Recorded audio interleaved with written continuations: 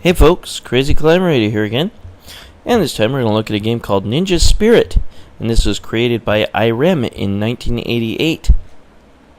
And it's actually a very cool game. I'd never heard of this. I might have heard of it for some of its home ports. It was released, I think, for the Turbo Grafx 16 and maybe a couple other home systems. But this was suggested by YouTube user Paul Contreras. And it is cool. It definitely has a feeling of Revenge of Shinobi for the Genesis, which was released after this game. Is set in Feudal Japan, and you are a ninja with a bit of a secret that's not revealed until the end of the game. But you are unfortunately a one-hit kill.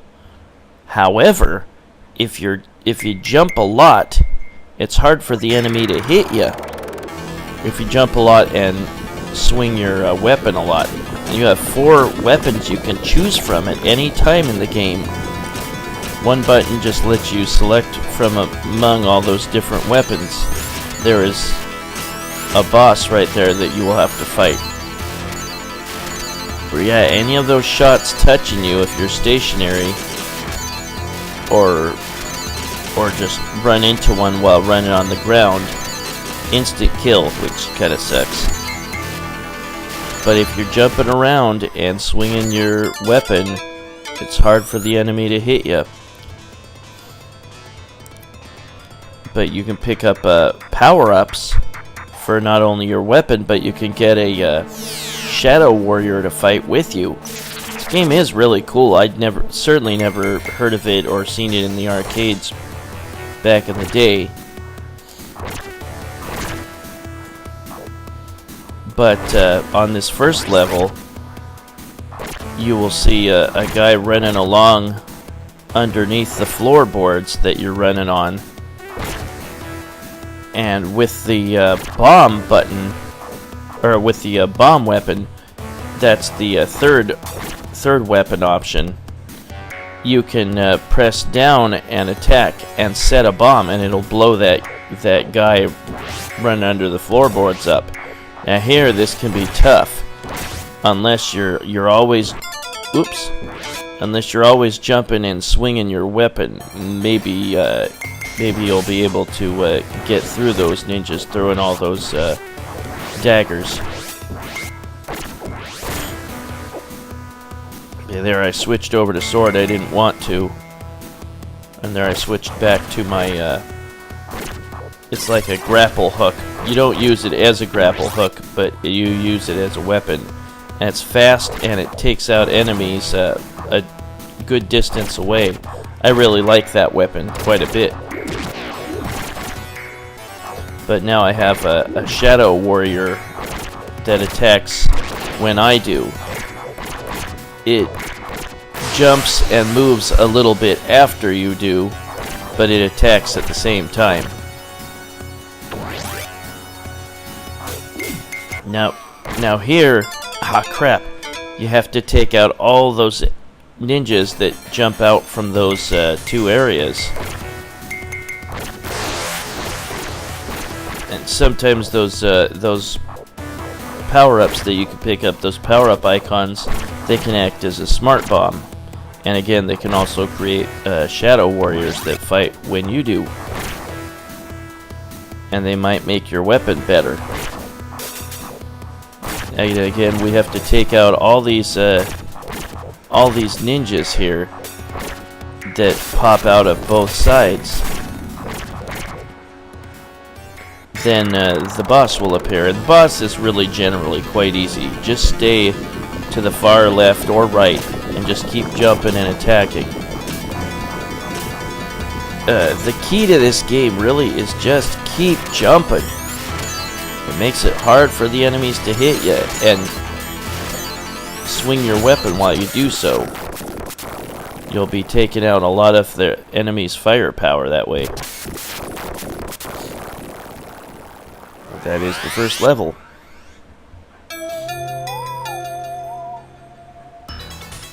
And now this resembles The Legend of Kage by Taito. This jump through a Feudal Japan forest, jumping really, really high off the trees. Very, very similar. There'll be dogs jumping at you, or wolves. And I'm just gonna let the cat out of the bag. You are actually a wolf, disguised as a human. Or that's what the ending seems to indicate. There'll be fireballs following you. We're close to the boss, which can be kind of hard if you stop for even a moment.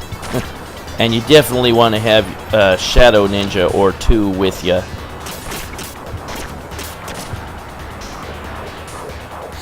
This game is pretty cool. Here is the boss. Do not stop. Keep jumping away from this guy, because he can easily run into you and kill you. Just keep moving. Keep attacking as you jump away, because your Shadow Warriors will attack him too.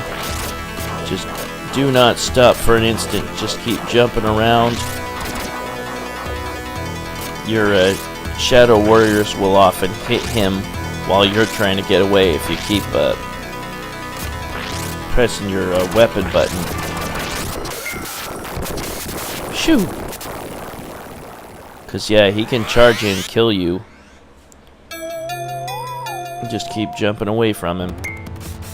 That is the end of the second level, and now we go across this plain here, and eventually there'll be those samurai, and they have long blades, and they can easily hit you from far away. Plus, these other guys will be taking shots at you with their rifles. And if you back up after fighting a guy, another one will appear in his place, so you want to keep moving. But he has a long range with his sword, so don't come even close to him, or he'll get you like that. Well, we will look at more of this game in a little bit, but playing this through MAME, it skipped the initial selection screen, and it skipped the continue screen. It screwed it up, so remember that if you're going to play it through MAME, or at least the version that I played. Now I'm using the bombs. I'm just going to show you what the bombs are like real quick. So you can press down and set one off, and you'll blow up that guy underneath. But that's the bombs, and I think I'm using them again here. Yep. I put on invincibility at this point. I'm picking up where I left off before I ran out of lives. And I'm gonna use invincibility from this point on. Another power-up, once you've gained a bunch of power-ups, is that you have this protective flame shield. And here is the boss at the end of this level, just this big ninja with a really long sword. But again, their swipe, even though it doesn't look like it can hit you, it will, and it'll kill you instantly.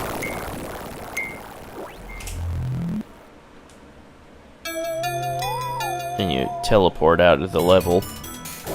Here's stage 4. We're back to this dojo type of setting.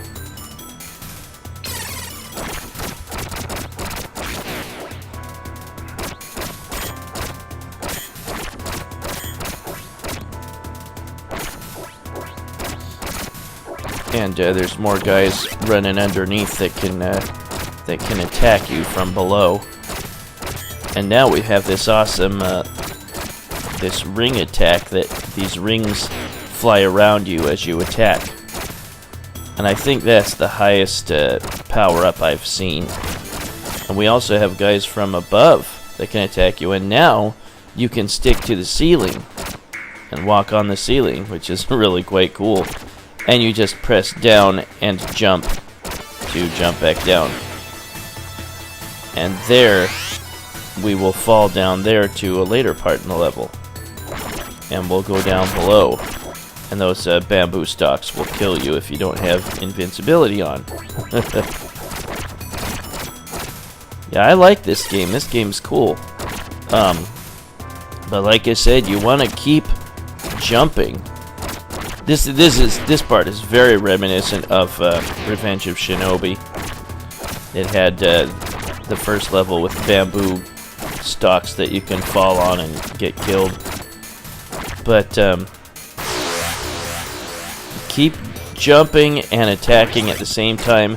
If you hold down the jump button while you're attacking, you will get the full jump. And you want to do that. And now we fall down here and we go to nearly the end of the level.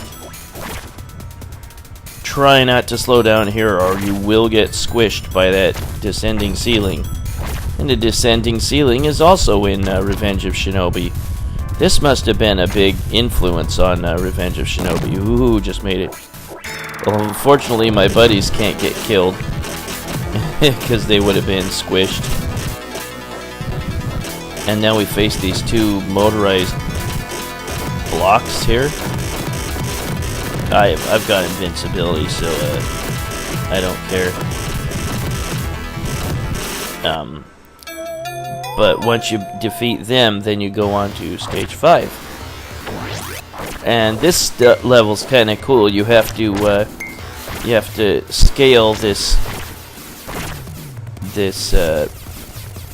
mountainside or hillside or whatever by jumping on these ledges. And you have to go all the way to the top. And there you will face the boss. And he is a giant ninja kite. I mean, it's a kite full of ninjas, and you have to destroy the central ninja. You destroy all the other ninjas, they'll just regenerate. And here we go. And look at all that firepower you have to avoid. I would have had a hell of a time without invincibility on. But I think there's just one more level after this. We'll just scoot forward and watch me destroy it. There we go. But yeah, I would go with generally the grapple thing, even though you can't really use it as a grapple hook, like scale walls or anything. I would use that, or I would use the ninja stars, the shuriken. Those are great with the shadow ninjas that help you. There's that icon that gives you the power up. Oh, and I've got the protective flame here. But yeah, I've had a little bit of success at least jumping and attacking all the time when I see enemies that can bring the firepower. And watch out for the long sword swipes from those big guys. And keep moving forward when you have to face them. If you back off, then another one will appear where it first appeared. And now here is the boss of this level. And it is just a bunch of these guys that appear one after the other. You have to beat, I don't know, 12 to 15 or some of them, maybe a little bit less. Can't remember for sure. And you have to just keep taking them out until they don't appear anymore.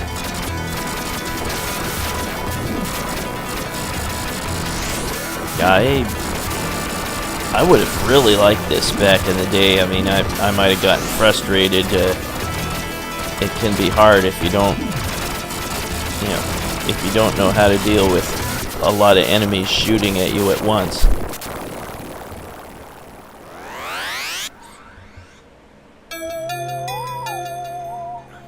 But again, this was suggested by YouTube user Paul Contreras.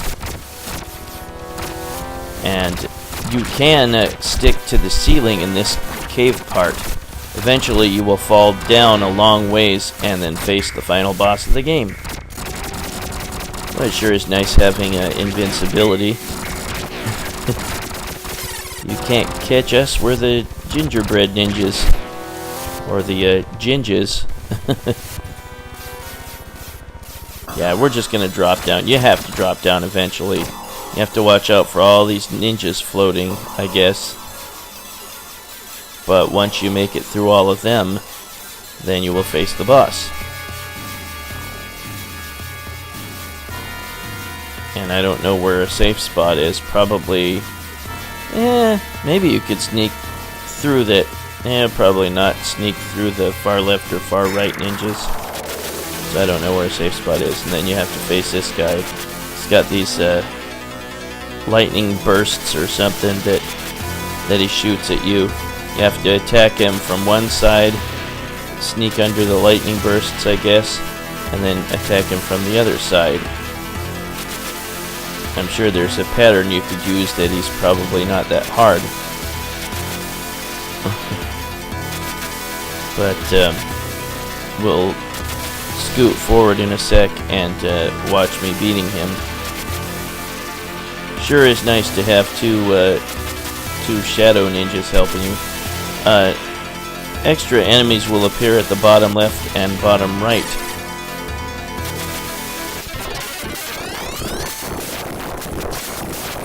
And there we go, we've beaten Ninja Spirit. Now here is the surprise ending that I already told you about. Yep, your guy transforms back into a wolf. I think that is his natural form.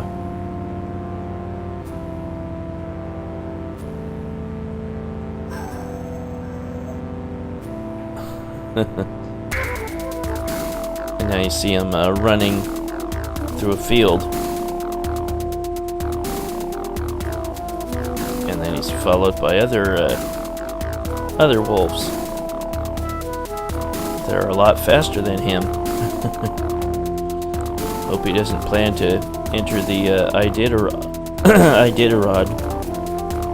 There's the epilogue. The White Wolf Tsuki Kage. That is Ninja Spirit by Irem in 1988, suggested by YouTube user Paul Contreras. And I have to believe that Revenge of Shinobi was definitely inspired by this game.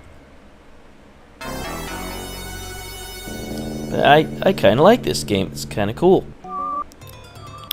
But that was Ninja Spirit by Irem in 1988. And yeah, MAME skips through the initial selection and continue screen. This is Crazy Climber 80 saying thanks for watching Ninja Spirit by Irem in 1988. And I will catch you later with another video. Have a good one, folks. Bye-bye.